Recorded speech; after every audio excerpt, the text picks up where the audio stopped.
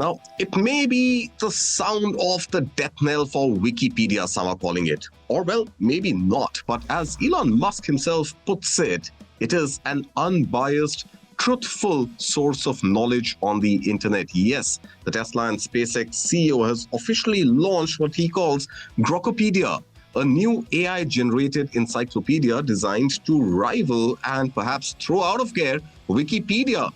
Now, what makes it interesting is that the platform is powered by Musk's own AI chatbot Grok, which fact-checks the content itself.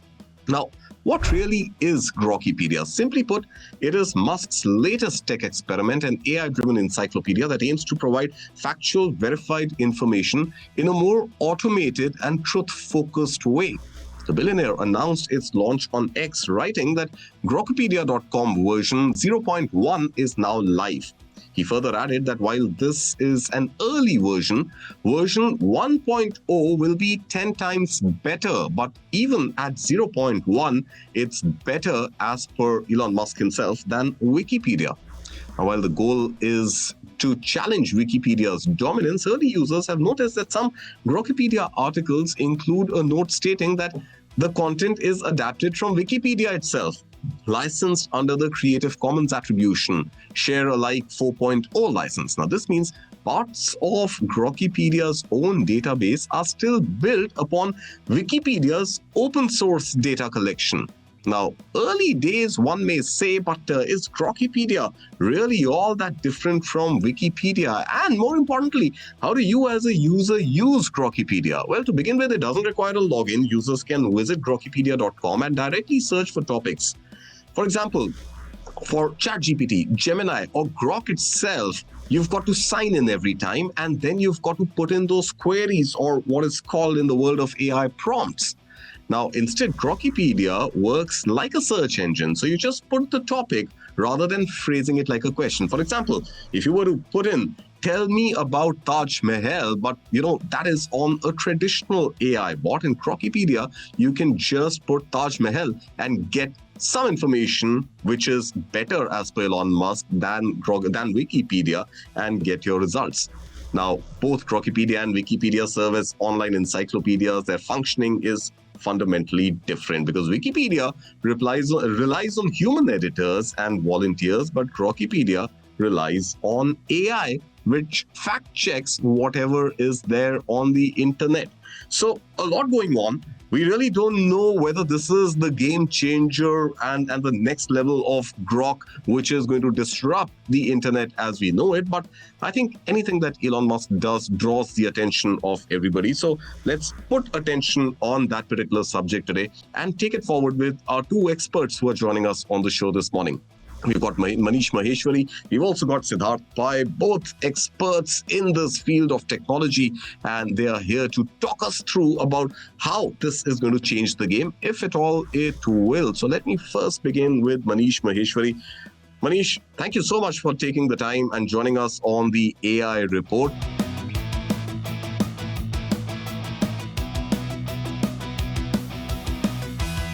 First up, have you tried your hands at this Grokipedia? And if you have, any significant advantages that you see?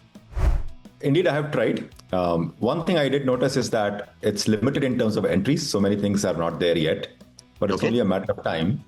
Second is, it seems far cleaner interface. Like if you look at Wikipedia, it's somewhat cluttered compared to this. The third thing I did notice was, of course, the ideological leaning is something I did notice because I checked the Elon Musk entry on Grokipedia, and that was probably everyone should go and check that. So it does talk about all the factual things about it, but it does provides justification for many of the things that he has done. And if you contrast that with his Wikipedia entry, you will see that difference in ideology, right? So it clearly has a different ideological tilt. So those three things jump out to me as I used it. All right. Siddharth, let me take the conversation forward with you. So transparency, unbiased responses is something which has always been a big question mark looming over AI-driven search engines as well as chatbots. So do you think in terms of an unbiased response, a transparent sort of source from which that response can be attributed, and of course, avoiding hallucinations, which has become a big problem with AI, do you think Grokipedia solves for that?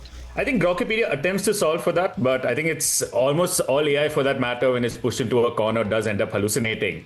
Because AI, more than a source of truth, it just tries to predict what the next word will end up being or what the next token can end up actually looking that way. Now, Grokipedia also, for that matter, I think when Musk came out with xAI as well, he said that xAI is going to be unbiased truth filter. It'll be the community notes for the entire internet. And very early on, people actually caught it out saying that how xAI would end up, and Grok for that matter, would end up actually painting Elon Musk in a very favorable light. And there were some of these hard-coded logics into the entire interface itself. Now, Grokipedia just came out a couple of days back. People are still going through it, and these biases are fairly known. I think what Musk excels at as of now is to end up creating alternatives to the mainstream. No one believed Wikipedia could be taken down. But with Grokipedia as of now, I think Wikipedia is actually looking on very shaky ground as well. So the future will depend on how Musk ends up actually executing. He's a master marketer for that matter. He knows how to get the crowd's attention on that. And given the fact that you can't end up making changes to Grokipedia as of now, it's only suggestions. No one knows how these suggestions will end up actually getting taken. A large amount of this is yet to be proven. But I think what's important as of now is Wikipedia ended up getting a certain ideological slant over time, and even one of the founders of Wikipedia, Larry Sanger, has been very vocal about it.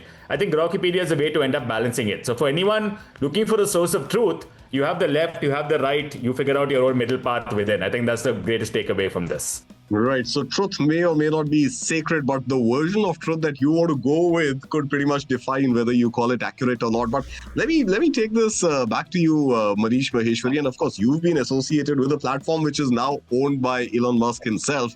And what we've seen with Grok specifically is that it does fact check, and it does a fairly decent job at fact checking. So if the same logic, if the same programming goes behind Grokipedia, I think the one problem which AI deals with right now is fact checking. If that is dealt with Grokipedia, then a lot that people worry with using AI is pretty much a thing of the past, isn't it? See, when you say fact checking, right, we have to define what do we really mean, right? Yeah. So where is the source of truth? Like when it is something which is based on verifiable data, then you can do a fact checking, right? The problem occurs in these platforms when it is about opinion, right? When you have to pass an opinion on some activity or someone's act, that's where the leanings come into play, right? I mean, and I think that was the biggest gripe that Elon had, was that over time, platforms had become very left-leaning, and he's coming and trying to make it more right-leaning, right? And that orientation you see in terms of the commentary and narrative, right? So we have to then think through, okay, how exactly would the fact-checking happen? And, where is the source of truth? Who's the arbiter of truth here? Who will decide what is correct and what is the right way to, say something is true or not? If it's a scientific fact, that's an easy answer. But most of the things that we disagree on are not scientific facts. And that's where the problem occurs, right? So right.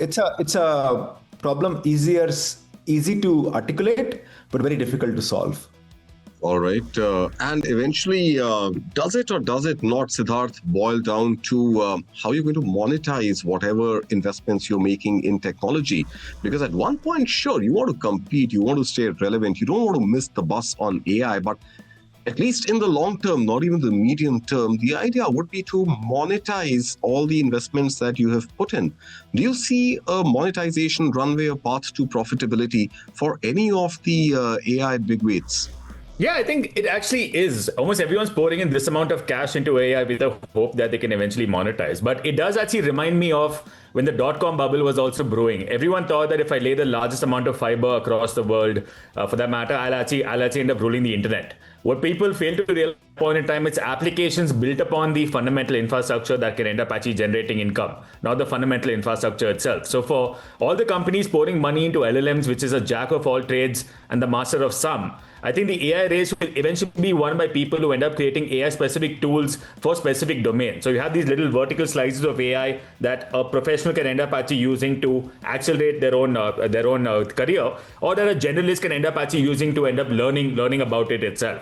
So a large amount of AI right now has been seen as this panacea cure for everything that's actually there. But it's similar to the rise of the internet. It's another tool. Depends on how people end up actually using that tool itself. And the biggest problem in AI as of now is the negative gross margins for everyone. It costs ChatGPT, Gemini, Grok, Claude, everyone far more to end up actually responding to a prompt than they end up actually charging customers. So the pricing is something that no one understands as of now. So fundamental economics seem to have gone out the window. People are just enthusiastic about building as much as possible, and then they'll figure out these monetization use cases later. And if you look at Grokipedia as well, Grokipedia seems to be a fantastic marketing tool to show how good Grok can actually be. I don't think it's going to be a profit center for them, but it's a great way to end up actually getting people used to how Grok works, and hopefully they end up actually converting to subscribing on Grok itself. I think that's how Elon would end up actually playing this out.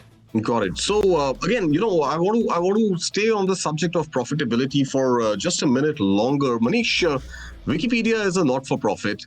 OpenAI was registered as a not-for-profit. So at some point, is this Internet 1.0, 2.0, 3.0, and now AI really moving away, if one could call it, from this altruistic nature of just being there for serving the cause of technology and serving the cause of greater humanity towards a more profitable outlet? See, I don't agree with that. In fact, the only outlier here is Wikipedia, which was set up like that, and Jimmy Wales, who set it up, did it that way, and then it depends on donations. But everything else has moved to a profit-making nature. In fact, OpenAI just announced their restructuring to become a for-profit entity. Exactly. So that's the question: that is it moving from its core objective of serving humanity, serving technology, to serving investors? Well, if you are taking money in, you are raising capital, the capital would require return at some point. So my view would be that if you do not have a model to return money back, you will not get the money, and therefore your progress will stall. And everyone knows that, right? I mean, the question here becomes, how do you provide a return to people who have invested in you while staying compliant and ethical, right? So what would importantly happen is ethical AI and responsible AI, and those things will become big buzzwords, right? And companies would be forced to self-regulate or comply with them. But just saying that I'll be a non-profit and I will keep burning money and I have no revenue model, I think unless you have a donor who is willing to give you money for a long time and doesn't expect anything in return, it will be very hard for you to pull that off. Because without money, you can't hire great people, you can't pay salaries. So I don't see a path there. So companies which are at the cutting edge and companies that require a lot of investment will have to, restructure themselves as profit entity, which is what OpenAI has done. I think in my mind, OpenAI has just done that. They will in fact go for IPO very quickly as well, my view would be, because they are pretty much doing quite well in terms of having the lead right now. Right. Siddharth, final word to you. OpenAI has just announced ChatGPT Go is going to be free for Indians for a period of 1 year. A sort of divergence you're seeing, pursuing profits at one point, but burning cash in making it free. That's in my mind just a marketing. Like it's like capture the market. Yeah. It's a great way for them to say, ChatGPT has about 300 to 400 million users. Gemini, I think, has about 40 to 50 million users. If they can go from 300 to 400 million to, let's say, 600 to 700 billion, or even a billion for that matter, it's great for them in terms of eyeballs. But the thing is, how many of those users are actually paying? Not as many. And every free user costs a company a large amount of cash because of the amount of compute and the amount of cost it takes to end up actually responding to a prompt. And I think even this battle for profitability, businesses have to be profitable. I don't think there's any negotiation about that. That being said, the internet's been built on free and open source technology. Even in AI itself, with Llama 3 and others, people are actually trying to build out these kind of models so people can end up actually building their own version of ChatGPT, building their own LLMs for that matter. So I don't think the internet's going to fundamentally change in terms of its nature. There are a large number of very dedicated people who want to end up actually making the internet free and open source for all intents and purposes. And even larger companies have to play well with the wider internet and end up actually open sourcing a lot of what they end up doing. So I think that will continue. But at one point in time, investors are going to realize that for the amount of money they poured in, how much are they going to end up getting out? So when that comes to a head, that's going to be a very interesting thing. And that's why people say there may be a boom, there may be a bust that can end up actually happening. There will be a reckoning. I think it's going to be bloody for almost everyone who's actually involved. But the companies who come out of that and who survive that, they're actually going to be the leaders of this entire space. So right now, there's an explosion of companies. We're going to see a large amount of creative destruction happen fairly soon also, for that matter. And then after that, we'll actually realize the true potential of AI and how its applications can end up actually making a lot more business sense, not only technology sense. All right, let's leave it at that. Thank you so much, Manish and Siddharth, for your inputs on this developing story and for giving time to News9 and being here with us on AI Report. Thank you so much.